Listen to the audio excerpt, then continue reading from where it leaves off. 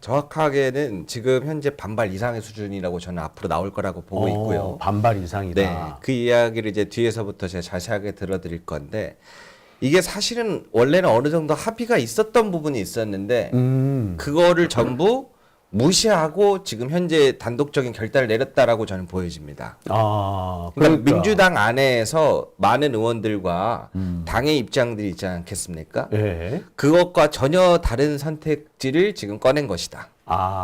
네. 그러니까 민주당 내에서도 사실 방송사법은 당론이었죠. 당론이었는데 이걸 갑자기 뒤집었다는 점에서 논란이 생길 수밖에 없다. 그렇죠. 왜냐면요, 이제 그 부분을 제가 설명을 드릴 건데요. 이 방송사법이라는 게 이제 조금 생소하신 분들도 있을 텐데 방송 3법은 또 기억하시는 분들 있을 겁니다. 그렇죠. 방송 3법은 거기에서 일부분 조금 더 추가가 됐던 건데요. 어떤 일들이 있었냐면은 사실 방통위 자체가 문제가 있었잖아요. 그렇죠. 좀 자세하게보다 그냥 간단하게 한 줄 요약을 드리자면 방통위원이 5명 체제로 원래 운영이 돼야 됩니다. 네. 그런데 지금 윤석열 대통령이 지금 나머지 민주당에서 선정됐던 위원들을 임명을 안 해주고 있어요. 그렇죠. 사실상 직무를 지금 유기하고 있다라고 지금 보이는 경향이 그렇죠. 많은데 예. 그래서 지금 윤석열 대통령의 측근이라고 하는 단 2명에서 방통위를 마음대로 주무르고 있는 상황인 겁니다. 그렇죠. 그러다 보니 민주당 입장에서는 이건 아니지 않냐라고 해서 들여다봤더니 문제가 있는 사람들에 대해서 그러면 어떻게 할 거냐. 그래서 탄핵을 시키자라고 해서 계속해서 진행을 했었거든요. 근데 이 과정에서 문제가 제기되고 문제점이 발견되고 탄핵을 시도하자 그 전날에 사퇴를 해버리고 이 과정을 7번 이상이 반복됩니다. 그래서 계속 반복돼서 사실 뭐 이동관 때부터 해가지고 김홍일 이제 이진수까지 왔는데 이 세 사람 다 결국에 탄핵을 당할 상황이 된 거 아닙니까? 네. 그 상황이 되니까 탄핵 당하려고 그러면 쏙 빠져나가 버리고 그런데 뭐 탄핵을 당할 것 같으면 사실 그런 일을 반복하면 안 되지만 사람 바꿔서 또 계속 추진하고 있는 뭐 그런 상황이잖아요. 그러니까 이게 어떻게 보면 쉽게 얘기하자면 약간 카드 돌려막기 하는 건데 아니 이게 햇살론도 아니고 어떤 대한민국 정부가 네. 카드 돌려막기 하듯이 사람 돌려막기를 할 수가 있겠습니까? 그렇죠. 그래서 그런 거에 대한 이제 방지가 좀 추가됐다고 보시면 좀 이해하기 그게 편하실 것 같고요. 방송사법이죠. 네, 예. 네. 그래서 이 부분에 대해서는 뭐 민주당 내에서는 다른 이견이 없었고 꼭 진행을 해야 된다는 그런 합의도 어느 정도 있었고 제가 알기로는 우원식 의장이 옛날에 이제 당적을 이탈하기 전에 어느 정도 이 당론에 찬성한 걸로 알고 있거든요. 네, 맞습니다. 화면 자료 잠깐 보시면은 방송사법은 당론인데 네. 사실 이 내용이 뭐냐면요. 5월 말입니다. 얼마 전이에요. 사실 네. 한 달밖에 안 됐습니다. 원구성 할 때 당시에 어떤 일들이 있었냐면 민주당 내에서 기억하시는 분들 많을 겁니다. 국회의장을 선출하기 전에 추미애 의원을 국회의장으로 하자라는 그렇죠. 그 당심이 되게 많았었지 않습니까? 예. 그런데 그때 당시에 전혀 다른 결과가 나와서 의원식 의원이 의장이 됐는데 그래서 다들 약간 이게 어떻게 되는지 모르겠는 의문감과 좀 동시에 열도 받고 했었죠. 그렇죠. 그래서 그때 당시에 잘할 수 있다 나도 믿어달라 보여주겠다 그러면서 그때 같이 나왔었던 이야기가 방송 3법 제2법 해야 된다 라는 이야기를 우원식 의원 본인이 직접 했었거든요. 그랬죠. 예. 그때는 방송 3법이었어요. 그렇습니다. 예. 그렇기 때문에 사실 이게 방송 4법으로 가지고 여야가 합치해야 되니까 우리 2달간 필리버스터 했던 것처럼 전문가들 모아놓고 밤샘 토론을 해보자라는 게 진짜 한 달 만에 입장이 뒤바뀐 겁니다. 그때까지 제2법 하자고 본인 스스로도 말했는데 그 한 달 사이에 끝장 토론을 한 해 만에 라는 식으로 입장이 바뀌었다. 그쵸? 바뀐 거죠. 그리고 이게 추가적인 게 뭐가 있냐면 아까 당론을 말씀드렸던 게 전체 민주당 의원들이 함께 발의를 했던 거예요. 그렇죠. 그래서 이제 당의 방향성인데 이때도 본인도 이걸 해야 된다라고 이야기를 해놓고 그렇죠. 막상 때가 되니까 결정권에 있는 의장이 이거 지금 여야 합치 방송 4법부터 해나가 보자 라고 하면서 미루고 있지 않습니까? 그러면서 원래 오늘 열렸어야 했던 본회의를 일단은 어제 기자회견을 했기 때문에 오늘은 일단 안 열고 일주일 동안 최소 시간을 갖자라는 이야기를 그렇죠. 했는데요. 일주일 미룬 상황이 됐어요. 예. 그래서 여기서 의미하는 일주일이 뭔지를 말씀드리자면은 지금 오늘 현재 시각으로는 KBS 그리고 MBC 아마 MBC 얼마 전에 콘서트 한 것도 기억하시는 분도 있을 겁니다. EBS 이사진 공모 마감이 끝났습니다. 아, 그랬죠. 아, 그러네. 근데 일주일 미루면은, 어이구, 이게 조금 그러네요. 그러니까 이게 방송사법에 들어있는 주요 내용 중에 뭐가 있냐면 이사 임원진 사장 같은 사람들이 자꾸 기득권 정권에 의해서 이렇게 막 조종되고 이런 것들이 있지 않습니까? 네. 편향적으로 운영되고 그러다 보니까 시민단체나 언론단체 이런 쪽에도 조금 이사나 이런 사람들 추천권을 좀 나눠서 공평하게 좀 할 수 있게 하는 그런 것들을 하자. 그러니까 뭐 정부 마음대로 자신들 입맛에 맞는 사람들을 함부로 선발할 수 없게끔 네. 그 견제 장치를 만들자라는 게 이번 방송 3법 4법안에 포함된 내용이었는데 이거를 일주일 미루게 되면은 사실상 그 법의 취지가 달성 불가능해지는 그런 상황이 된다는 말씀인 거잖아요. 그렇죠. 이미 KBS, MBC, EBS는 지금 다 지원자 마감이 끝났는데 그럼 이제 임명이 남았는데 오늘 표결이 못 들어갔지 않습니까? 본회의가 안 열려서.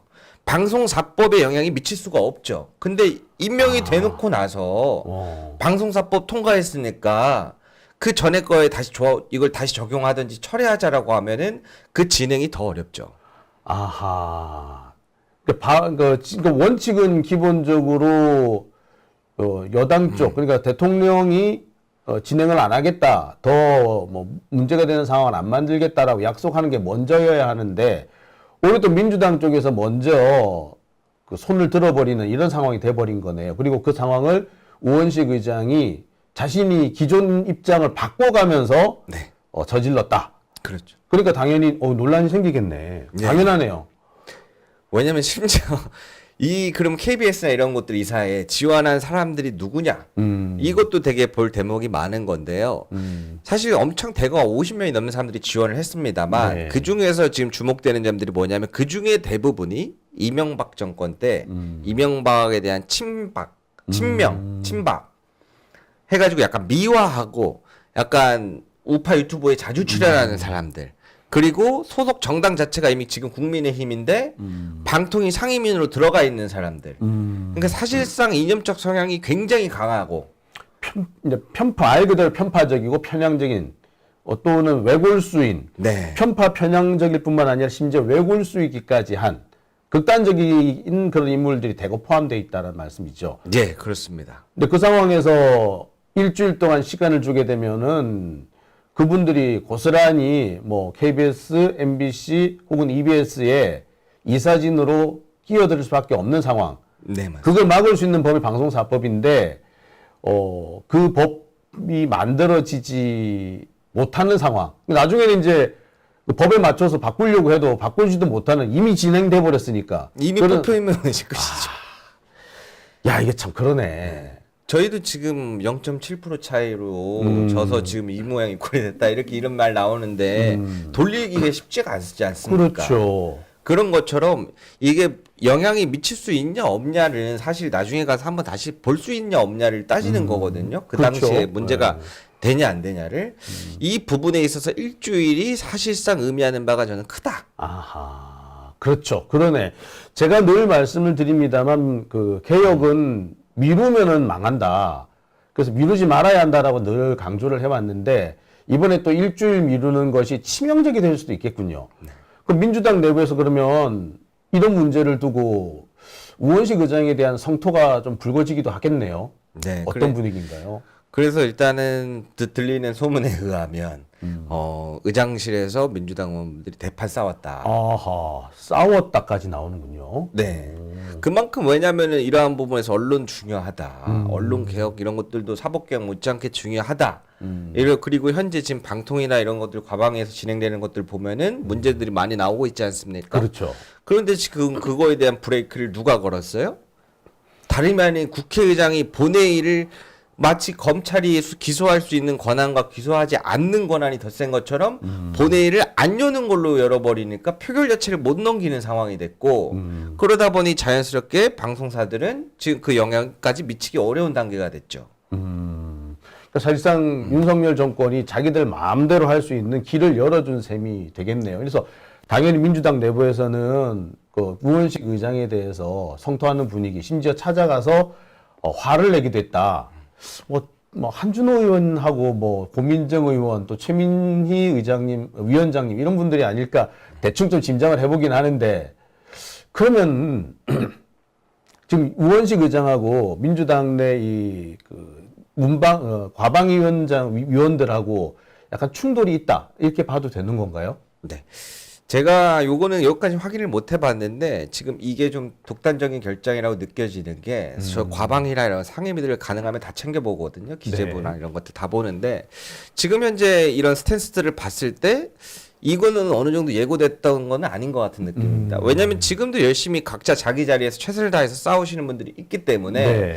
그럼 이분들이 이거에 대해서 합치를 위해서 우리 일주일이든 두 달이든 밤샘 토론을 해보자라고 과연 양보를 합의가 된 걸까? 민주당에서 각 상임위 위원들과 합의가 이루어져서 이 결정이 나온 건지 그게 아니라 자기 자리에서 최선을 다해서 싸우고 있는데 갑자기 국회의장이 튀어나와서 너네 싸우지 말고 두 달간 멈춰 라고 이야기가 나온 건지 저는 후자에 더 가깝다고 보고 있습니다. 사실상 그러니까 그 싸우는 사람들한테 찬물을 끼얹는 그런 분위기가 된 거군요. 당연히 그러면 여기저기서 거센 반발이 나올 수밖에 없을 것 같은데 왜 그런데요, 그러면? 저는 솔직히 어디까지 보고 있냐면 이 오늘 세 가지 안을 준비를 했거든요. 네. 첫 번째가 방금 말씀드린 방송사법이거든요. 네. 이제 두 번째, 세 번째 이야기를 같이 한번 들어보도록 하겠습니다. 네. 그럼 일단 민주당 내 분위기 잠시 좀 짚고 넘어갈까요? 어떻게? 네. 그거부터 하죠. 그러니까 민주당 내부 흐름하고 그럼 어떤 반발이 지금 있습니까? 그러니까 이번 결정이 거의 독단적으로 보여지는데 이런 결정 과정 속에서 지금 화면에서 잠깐 보시는 것처럼 기득권화된 의원들이 민심을 못 읽는다. 아, 그런 얘기들이 이제 네. 거기 이제 민주당 내에서도 나오기 시작하는군요. 그렇죠. 왜냐면 이번 초선 그리고 이번에 재선했던 의원들은 이번 총선 자체가 굉장히 사람들 민심이 담겨 있는 그렇죠. 총선 결과였지 않습니까? 그런데 그거와 다르게 또 반대로 가는 중진 이상의 의원들이 있다. 그거와 지금 충돌이 벌어지는 걸로 보입니다. 누가 지금 그러는데요, 도대체? 지금 그래서 이게 지금 누군가의 개인인가라고 그쵸. 봤을 때 우원식 의원의 혼자인가라고 봤을 때 일단은 제가 지금 수집되는 정보로 봤을 때는 개인으로 보기보다는 단체에 가깝다. 아, 거기도 뭐 또 수박이 생겼나요? 뭐야, 이거. 진짜 갑자기 답답해지기 시작하는데, 개인, 뭐, 개별 의원들이 이렇게 조금씩 어긋나는 게 아니라, 조직적으로 어긋나기 시작했다. 그런 얘기인 거죠. 그게 조직적인지는 좀 더 확인을 해봐야겠습니다만 일단은 한 명, 두 명은 아니다. 라고 보여집니다. 그래서 개인이 아니라 단체가 어떻게 보자면 민심을 못 읽는다. 왜 그렇죠? 왜 이런 짓을 하죠? 예전 정치인들은 조금 본인들이 좀 주가 돼가지고 국민들을 이끌어 나가야 된다. 대중을 이끌어 나가는 정치를 해야 된다. 아하. 이런 분위기였다면 지금 현재의 정치는 뭔가 아니다. 대중들과 함께 발 맞춰서 호흡 맞춰서 나가야 한다. 그렇죠. 이 세대 간의 정치 스타일이 다른데 지금 그 격돌이 일어난 시점이라고 보이는 겁니다. 그러니까 민심을 받아들여서 그걸로 이렇게 정치 활동을 하겠다라는 그런 의사보다는 내가 대중들을 끌고 가야 돼. 뭐 이런 쪽에 생각을 하시는 분들이 더 많다는 얘기인 거죠. 네, 근데 뭐 사실 뭐 그런 얘기도 있어요. 뭐 기껏해야 일주일인데 뭐 일주일 정도는 기다려 줄 수 있는 거 아니냐. 그런 말씀도 하세요. 그게 아닌가요? 이게 사실상 어떻게 보면 일주일이라는 게 되게 애매하지 않습니까? 그렇죠. 되게 애매한 일주일인데 이 일주일 안에 무엇이 들어있는지를 이야기를 하면 달라지는 수밖에 없습니다. 그러니까 일주일 미뤄준다. 그러니까 뭐 짧게는 일주일, 합의가 되면 두 달 이렇게 얘기를 했지만, 그러니까 일단 지금 분위기는 민주당에서도 그래 일주일은 참아줄게라고 했지만 그 일주일이 정말 중요할 수 있다. 네. 그러니까 일주일이 지나고 나면은 법을 만들어도 소용없다. 이런 얘기가 되는 거네요. 네, 그렇습니다. 자, 그러면 일주일이 지나면은 상관없어지는 이유, 어떤 게 있을까요? 자, 제가 여기 키워드 3가지를 한번 띄워봤는데요. 네. 방금 말씀드렸던 방송사법. 이미 오늘 시간으로 현재 시각으로 공모 지원자 이사 지원은 마감이 됐고 이제 선정 절차가 남았는데 원래 오늘 본회의에서 표결이 들어가서 방송사법이 통과가 됐으면 이 부분에 있어서 여기까지 해석을 어떻게 할 건지 영향을 미쳤을 텐데 일주일이 지나고 나서 한다면은 안 될 확률이 굉장히 높아지죠. 아, 이미 이제 기득권이 돼버렸구나. 이미 이제 기정사실이 됐으니까 법을 바꾼다고 해도 안 되겠네. 그렇죠. 다 끝났는데 법안 새로 했다고 해서 이 앞에 걸 다시 취소해달라 할 수가 없지 않습니까? 예. 그러니까 지금 일주일 동안에 중요한 일이 지금 3가지가 있다. 방송사법, 사도광산, 정청래 위원장, 법사위를 말씀하시는 것 같아요. 네. 자, 이 3가지 이유가 있는데 이 3가지가 일주일이 지나고 나면은 그래서 법을 바꿔도 사실 되돌리기 어려운 개혁의 의미가 없어지는 법의 취지가 사라지는 그런 상태가 생긴다 이런 말씀이신 것 같네요. 네, 예. 방송사법엔 그런 부분이 있고 두 번째 사도광산 부분에 대한 이야기를 좀 드리겠습니다. 예. 네, 사도광산이 어떤 거냐면 아마 기억하신 분들도 있을 겁니다. 나 이거 어디서 뉴스에서 본 적 있는 것 같은데 사도광산이 일본이 당시 일제강점기 때 조선인 우리나라 사람들을 데려가지고 노역을 해가지고 네. 그때 당시에 이제 문제가 많이 있었던 문화재인데 그렇죠. 일본이 지금 유네스코 세계 문화유산에 등재시키려고 하는 곳인데 여기가 이제 우리 일제 시대 때 우리 강제징용을 강제징용 피해자들이 정말 고통을 받았던 곳이죠. 근데 일본이 그 부분은 어떻게 보면은 쌩까고 네. 숨겨버리고 지금 유네스코 세계문화유산으로 등재시키려고 하는 그런 곳이죠. 그래서 지금 논란이 안 그래도 일고 있는 곳이죠. 네. 그래서 이 부분에서 간단하게 설명을 드리자면은 일본이 수년간 이거를 등재시키고 싶어 했습니다. 유네스코에. 근데 항상 잘 안 됐어요.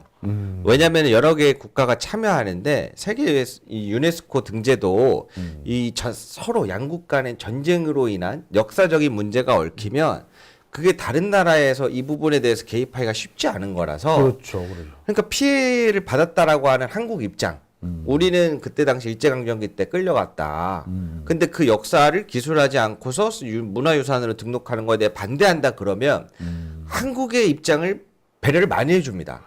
그래서 피해자 그동안 입장을 안 돼왔어요. 그렇죠. 예. 그래서 그동안 안 돼 왔었고 그래서 한국에서 원하는 입장은 뭐였냐? 너네 그 내용을 어떻게 쏙 빼놓고 할 수 있냐? 그렇지. 예. 라고 했었거든요.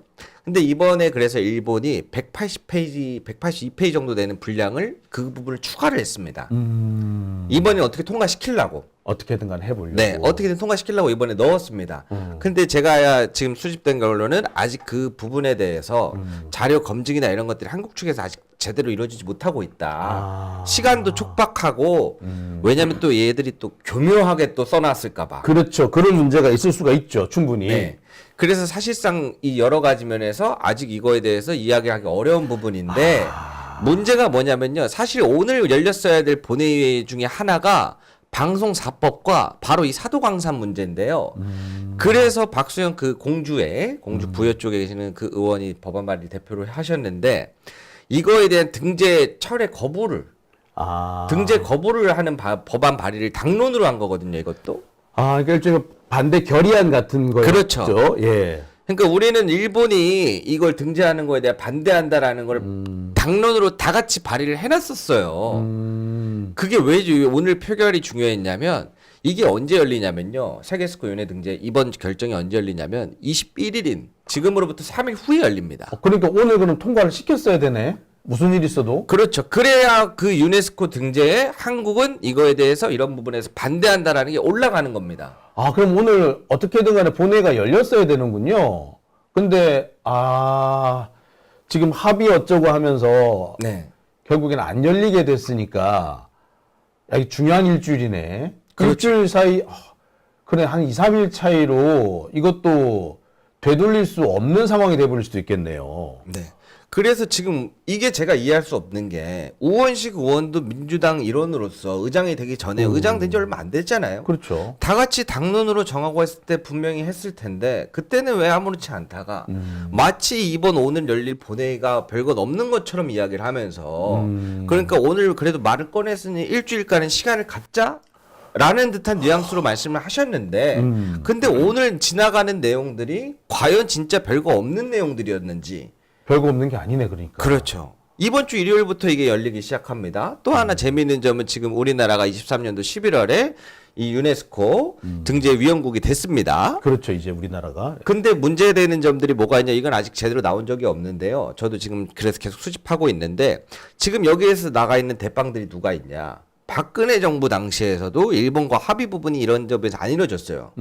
그때도 이때 못 올라갔습니다. 근데 이 사람들이 갑자기 몇 명에서 아니다. 우리 일본과 합의됐다. 라고 이야기를 해서 유네스코 등재 안에서 그 이야기를 해서 우리나라 기자들뿐만 아니라 독일이나 이런 외신 기자들도 놀랐습니다. 아, 그때 그 군함도 같은 그런 사건. 네네. 예, 그때 군함도가 갑자기 등재가 되는 과정에서 박근혜 정권이 제대로 그 분명히 문제 제기를 했어야 되는데 문제 제기를 하지 않았다라는 그런 지적이 좀 있었죠. 근데 그때 움직였던 사람들이 지금 또 유네스코 위원회에 선정위원회 위원이 돼 있다라는 거네요. 예, 그렇습니다. 이 사람들을 막으려면은 결국 국회에서 법으로 막는 수밖에 없네. 그렇죠. 그래서 지금 오늘 게 사실상은 지금 우리는 이런 입장이다. 이거에 대해서 거부한다. 반대한다.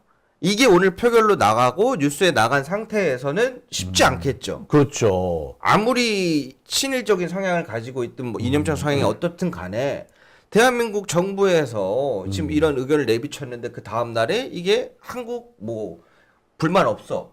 이렇게는 못하죠. 이제. 이렇게 나올 수는 없기 때문에 사실상 이 표결을 해서 오늘 기사까지 나오는 게 중요한 맥락이었다. 그런데 이거를 미루는 바람에 이게 어떻게 될지 알 수 없는 상황이 되었던 거죠. 사실은 지금 미리 사전 고지가 이렇게 뉘앙스가 나왔어야 됐다는 거죠. 태도가. 우리나라의 정부의 입장 태도가 나왔어야 됐다는 거죠. 좀 그랬어야 되겠네요. 지금 그래야지 이 문제를 어떻게 보면 좀 짚고 넘어갈 수 있도록 할 수 있었는데 하루 일주일 미루는 게 이렇게 심각한 결과를 낳게 됐네요. 진짜로. 이게 심각한데 오늘이 정말 중요한 날이었는데 그 중요한 날을 결국 유원식 의장이 일주일 미루는 바람에 중요한 걸 놓치는 상황이 돼버렸네요. 그래서 제가 오늘 죄송합니다만 좀 과격하지만 민주당을 버렸다라고 표현을 썼던 것이 이게 일반적으로 어떤 개인 한 의원이 민주당의 개인 한 의원이 나는 이렇게 생각해서 이렇게 가야 된다고 법안 발의를 했는데 그게 너무 결정하기 어려운 사건이라서 보류를 했다면 인정을 할 수 있는 부분이 있겠지만 다 같이 당론으로 정해서 이렇게 진행된 것들을 이건 반대로 국회의장이라는 개인이 막아버린 겁니다. 그러네. 그 더군다나 지금 뭐 방송사법도 그렇고 사도광선 문제도 그렇고 이게 그렇게 어영부영 넘길 일이 아닌데 어영부영 넘기게 돼버렸네. 그러니까 야, 이 답답하네요. 자, 그리고요 3가지가 있다고 하셨는데 네. 세 번째가 법사위 청문회 뭐가는 정청래 위원장 얘기라고 했는데 자, 이건 또 무슨 얘기인가요? 일단 정청래 위원장님은 반대로 요즘 너무 잘하셔가지고 제가 많은 분들이 이게 쏙 이해되시게끔 가져왔는데요. 정확하게는 청문회입니다. 법사위 청문회. 네, 윤석열 탄핵 소추안에 대한 그렇죠. 청문회인데요. 이게 일주일을 벌어준다는 게 어떤 것을 의미하냐면 제가 여러 개 당 동향을 같이 보지 않습니까? 이게 사실은 국민의힘 당 입장에서는 굉장한 호재일 수밖에 없습니다. 그 이유를 제가 설명을 드릴게요. 왜냐하면 아마 법사위나 다른 상임위, 특히 법사위가 제일 그런데요. 보신 분들은 아실 겁니다. 뭔가 국민의힘에서 자꾸 의제와 다른 이야기를 한다. 그렇죠. 계속 시간 끌려고 하는 듯한 그런 모습이었죠. 그래서 제가 지난번에 와서 설명드렸을 때 뭐라 그랬어요? 상임위 멤버 구성이 왜 이렇게 됐는지 지켜보는 저도 이해할 수 없는데 내용 파악도 전혀 안 돼 있는 사람들이고 주로 다른 보직에서 다른 상임위에 그렇죠. 했던 사람들이 애들이 이상하게 들어와 있긴 하죠. 예. 그런 상황이다라고 한번 전달드린 적이 있습니다. 예. 근데 지금 입장에서 뭘 앞두고 있어요? 내일 당장? 내일이구나, 법사위 청문회가. 네. 근데 오늘 본회의가 열리면 준비하기 빠듯하겠죠. 그러니까 이게 뭐가 있냐면요. 일단 첫 번째로는요. 제가 느끼기에는 여당이 지금 법사위든 청문회든 다른 상임위든 내일 당장 청문회가 열리면 쉽지 않겠다는 생각이 들었는데 아마 기억하시는 분도 있을 겁니다. 내일 청문회가 왜 중요하냐면 최혜병 특검과 김건희 여사 관련된 일 다 다루거든요. 그러다 보니까 증인이 42명이 넘는 사람들이 소환이 됩니다. 근데 제가 한 가지 궁금했었던 거는 여당의 입장에서 봤을 때, 야, 이거는 좌파 유튜버인 내가 봐도 요즘 이슈 따라가기 너무 속도가 빠르고 이제 양이 내용이 엄청 많은데 이 내용, 이 증인들이 누가 누구인지 저 사람들이 여당 의원들이 알까? 우리는 다 알지만. 그렇죠. 우리도 조금 힘들긴 하지만, 그래도 우리는 어느 정도 알지만, 저쪽 사람들은 지금 알 수 있는 상황이 아니죠. 네. 그래서 어떻게 보면 좀 빨리 진행해야 되는데, 정신 차리기 전에 얼른 진행했어야 되는데, 시간을 벌어준, 오늘 이제 그 본회의가 열렸으면 아무래도 국힘당 쪽이 준비가 좀 빠듯했겠네요. 근데 시간을 벌어준 셈이 돼버렸네. 그렇죠. 그래서 지난 법사위 때도 증인 출석 요청에 대한 토론을 하는데 증인 출석에 대한 반대 이야기를 하진 않고 전혀 다른 이야기를 할 그렇죠. 수밖에 없던 다른 게 얘기를 했었죠. 증인을 누구누구를 소환한다고 민주당에서 얘기를 합니다. 그러면은 국민의힘에서는 무슨 이유로 반대한다는 이야기를 해야겠죠. 그렇죠. 근데 그 증인들이 누가 누군지 어떻게 압니까? 모르니까 증인 대한 얘기는 안 하고 그냥 뜬금없이 이 뭐 단핵 소추가 잘못됐네. 어떻게 절차상의 문제를 계속 물고 늘어지면서 그 절차상의 문제도 있는지 없는지 사실 모르겠는데 그 약간 좀 땡깡을 부린다고 그래야 되나? 그냥 일단 시간만 끌어보자 이런 식의 태도였죠. 그렇죠. 그래서 저도 궁금한 게 뭐냐면 지금 뭐 도이치모터스 이종호 대표는 뭐 녹취록이 여러 가지 나오지 않습니까? 인물들이 그 인물들에 대해서 공부를 해왔을까? 저는 안 해왔다고 봤는데 마침 딱 그 법사위에서 봤을 때 아무런 얘기를 못하는 게 그 부분을 저는 찾았거든요. 그럴 수밖에 없는 상황이다. 왜냐하면 이쪽에서의 분위기가 뭐가 있냐면 처음에 이런 공격들이 나오면 민주당의 공격이 이런 부분들이 나오기 시작하면 처음에 일단 부정하고 안 믿습니다. 이게 좌파들의 선동이니 뭐니 막 그렇다고 생각해서 공부를 안 해요. 근데 저번 청문회 때는 출석을 안 했지만 참여를 안 했지만 이번엔 참여를 해서 반대 입장에서 옹호를 해야 되는데 이 내용에 대한 인물과 내용 파악이 거의 안 되어 있는 상태였다고 저는 보거든요. 그런 상태에서 본회의까지 있으면 피곤하겠죠. 그러니까 더 준비를 못 하겠죠. 네. 그러면은 어떻게 보면은 법사위 청문회가 민주당의 페이스대로 흘러갈 수 있는 그런 가능성이 더 커지죠. 아, 맞네. 오늘 본회의였으면 국힘당에서 필리버스터 한다 그랬거든요. 네. 필리버스터 한다 그랬으면 내일 법사위 청문회에 못 나올 가능성도 있었네, 걔네들이. 결과적으로 오늘 본회의가 안 열리게 됨으로써 국힘당은 일단 하루는 벌었네, 적어도. 왜냐면 원래라면 필리버스터를 하든 표결에 참여해서 뭐 반대를 던지든 이 부분에 대한 공부를 따로 해야 됐거든요. 방송 사법도 공부해 와야 되지. 사도광산이 뭔지도 공부하고 해 와야 되지. 원래 오늘 하루도 정신없는데 내일은 또 청문회가 열려서 증인들도 공부해야 되지. 정신없는 상황에서 교통정리를 해준 겁니다. 그러니까 만약에 오늘 본회의가 열렸으면은 국힘당이 이제 필리버스터 신청을 했겠죠. 그럼 24시간을 한단 말이에요. 그러면 내일 오후 서너 시 정도까지는 국힘당이 꼼짝을 못하는 상황이었겠네. 그리고 다음 또 청문회가 언제 있습니까? 이거 다 이제 다음 주 금요일이죠. 26일에 있지 않습니까? 네. 근데 이게 내일 열리는 청문회와 26일 열리는 청문회가 어떻게 다르냐면요. 여당에서의 어느 정도 교통정리가 끝나는 시점이 그 시점입니다. 맞네. 그 사이에 23일 당 전당대회가 있겠네요. 맞습니다. 그러면은 다음 주에는 국힘당이 훨씬 정비된 시스템으로 나올 수 있겠네. 아, 일주일이 그래서 중요하구나.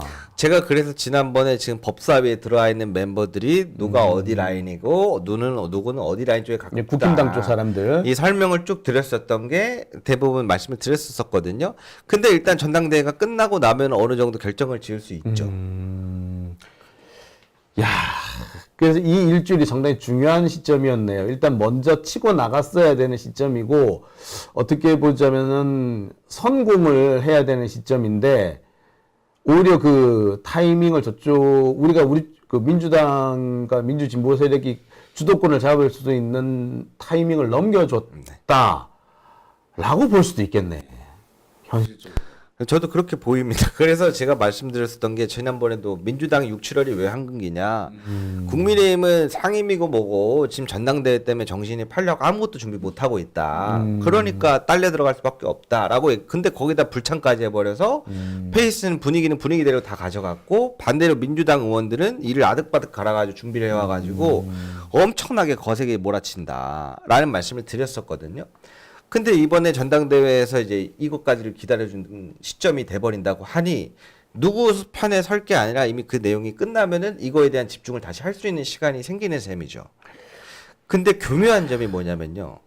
이게 어떻게 저는 긴급 기자회견이 딱 놀랐던 점이 아까 처음에 말씀드렸던 한동훈 후보가 나경원 후보에 대해서 기소를 깠거든요. 기소 치하에 대한 부분을 그렇죠. 깠거든요.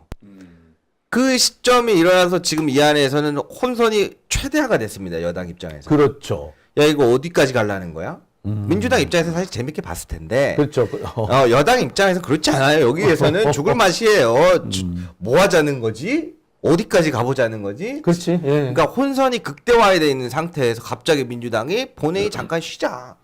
아, 국힘당 쪽에 시간을 확실히 벌어주게 돼버렸네. 뭐 짧게는 하루 이틀이거나 길게는 일주일 그 이상으로 시간을 벌어준 셈이 됐고 저쪽이 대응할 수 있는 또는 그 준비 태세를 갖출 수 있는 여지를 남겨버렸네. 그래서 제가 오늘 말씀드린 세 가지가 사실은 민주당이 가고자 하는 방향과 다 정반대 방향이다. 그래서 제가 보기에는 2달 동안 뭐 전문가들 모셔놓고 밤샘 토론을 하자는 거는 그거는 그냥 다른 말인 것 같고요. 진짜 필요했던 거는 원래 그렇지 않습니까? 교묘하게 항상 좀 부담되지 않는 선에서 부탁들을 많이 하지 않습니까? 그런 느낌의 뭐 약점을 잡힌 건지 부탁을 받았는지 어쨌는지 모르겠습니다만 딜을 한 건지 모르겠습니다만 절대 이해하기 어려운 행동들이 나왔다. 만약에 우원식 의원님이 혹시 이 방송을 보신다면은 저 친구가 무슨 소설을 쓰는 거라고 얘기하고 오버한다라고 생각할 수도 있겠지만 관계자분들 혹시 보신다면은 지금 그 일주일 안에 이 많은 것들이 결정되는 날인데 그거를 모르고 하셨다라면은 저는 국회의장 다시 뽑아야 된다고 봅니다. 저도 사실 그렇게 생각을 했었거든요. 이게 방송사법을 강행 처리를 하려면 명분 쌓기를 해야 되니까 그냥 명분 쌓기 하나보다라고 그냥 좀 좋게 넘어가려고도 했었는데 지금 정황이 좋게 넘어갈 수 있는 상황이 아닌 셈이 돼버렸네요. 이렇게 되면은 그 일주일 사이에 국힘당은 버틸 수 있는 교두보를 얻는. 그리고 또 한 가지 보셔야 돼요. 앞에서는 제가 짧게 이야기하고 이해가 잘 안 되신 분들도 있을 텐데 민주당 의원들이 다 같이 발의를 했잖아요. 네. 그런 부분에 있어서 기억을 하고 있을 거 아닙니까, 의원들이. 근데 이거가 지금 어느 시점에 와 있고 지금 다음 주에 당장 이뤄진다는 걸 아는 의원들은 뭐 언론 개혁에 있어서 방송사법에 준비를 많이 했던 한준우 의원이나 최민희 의원이나 아니면 아까 사유광산 등재에 대해 관심이 많았던 박수영 의원이나 김준혁 교수 의원님이나 수원 의원 이런 분들은 열 안 받을까요? 그래서 이분들 중에 어떤 분들은 직접 우원식 의장을 찾아가가지고 항의도 했구나. 그래서 큰 소리가 들렸다는 얘기가 나오는군요. 그리고 일부에서는 우원식이 당을 버렸어. 우리를 버렸어. 라는 얘기도 나올 뻔했네. 아니, 본인이 이렇게 하겠다고 해놓고서 이제 와서 말을 바꿔버리니까. 짜증이 확 나네.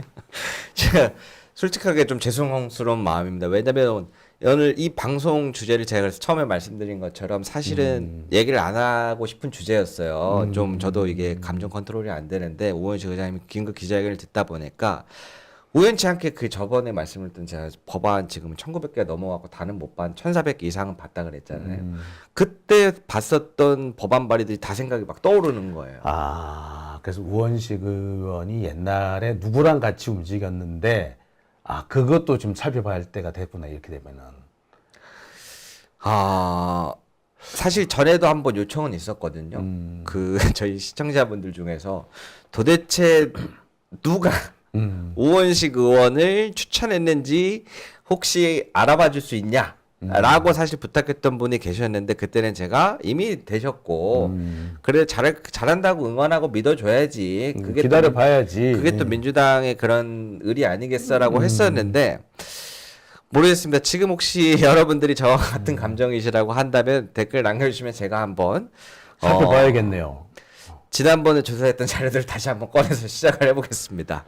사실 우원식 의장이 혼자 호를 단신으로 이런 생각을 했으리라고 보기는 어렵고 자기도 어느 정도 세가 있고 자기를 뒷받침해 줄 수 있는 사람들이 있다고 믿으니까 저러는 거잖아요. 수박을 치웠더니 또 수박이 생겼다. 참 웃습니다만 웃을 수 없는 그런 대목이 아닌가 생각이 드네요. 앞으로 이 부분은 좀 더 우리 자세히 한번 얘기해 보도록 하시죠. 자, 오늘 일단 첫 번째 주제는 여기까지 하고요. 이제 이어서 잠시 쉬었다가 두 번째 주제로 넘어가도록 하겠습니다.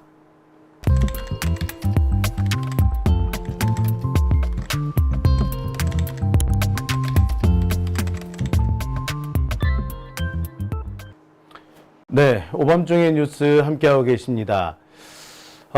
우리 김대호 PD가 준비해온 내용 상당히 알찬 내용이죠. 알찬 내용인데 들으니까 좀 화가 납니다. 그죠? 지금 댓글창에도 다들 이렇게 좀 성토를 쏟아내고 계십니다. 이낙연 같은 수박이라고 하는 분도 계시고요. 우원식 의장의 부인 관련된 이 문제를 좀 털어봐야 한다라는 얘기도 있고 또 어떤 분은 탄핵하자라는 얘기도 있고요. 배신자라는 얘기도 있습니다. 그리고 많은 분들이 정말 힘들다라는 말씀도 해주세요.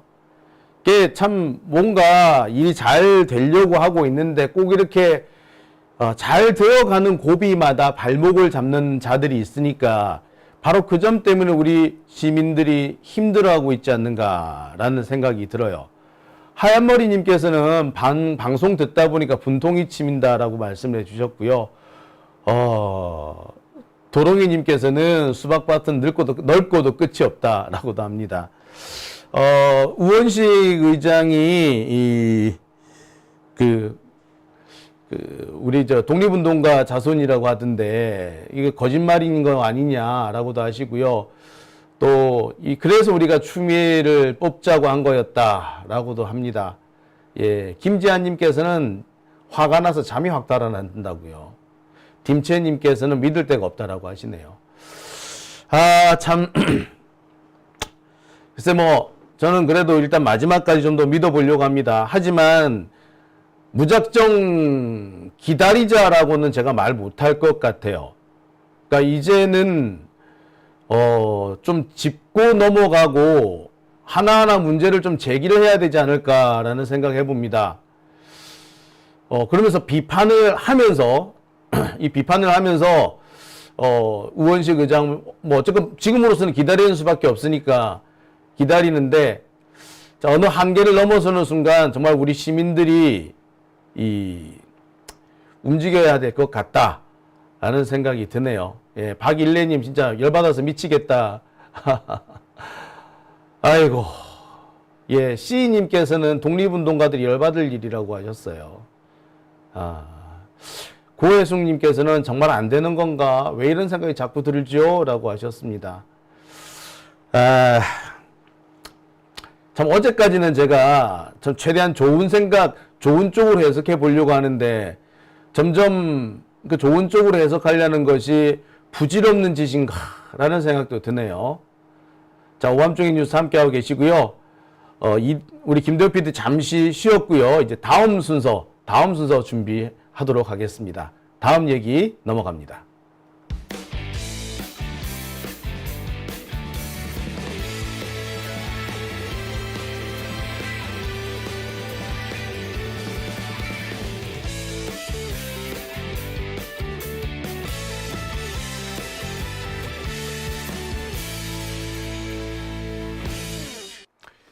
네, 오밤중의 뉴스 함께하고 계십니다. 자, 앞선 소식이 조금 열받는 소식이어가지고, 우리 조금, 흥분하기도 했고, 시간이 조금 길어지기도 했는데요. 자, 두 번째 준비한 소식도 흥분할 상황은 아닙니다만, 그래도 우리가 좀 짚고 넘어가야 될, 그리고 또 우리 김대호 PD가 꼭, 전해드려야 될 사안인 것 같아서 준비를 해봤습니다. 자, 제가 이번에 김대호 PD가 준비한 두 번째 주제는요. 최수근 해병 순직 일주기 시민 분향소 소식입니다.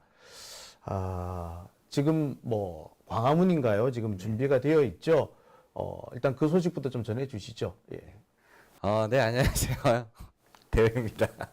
앞서서 일단 너무 죄송하다 말씀드리고 싶고요. 원래 사실 인행하고 싶었는데, 자, 지난번에 말씀드린 것처럼 지금 그 K 변호사, 네. 공익 제보자가 이제 전면에 나왔습니다. 어제 이제, 김기현 변호사가 직접 얘기를 했죠. 얼굴도 직접 공개를 하면서 이제 밝혔는데요.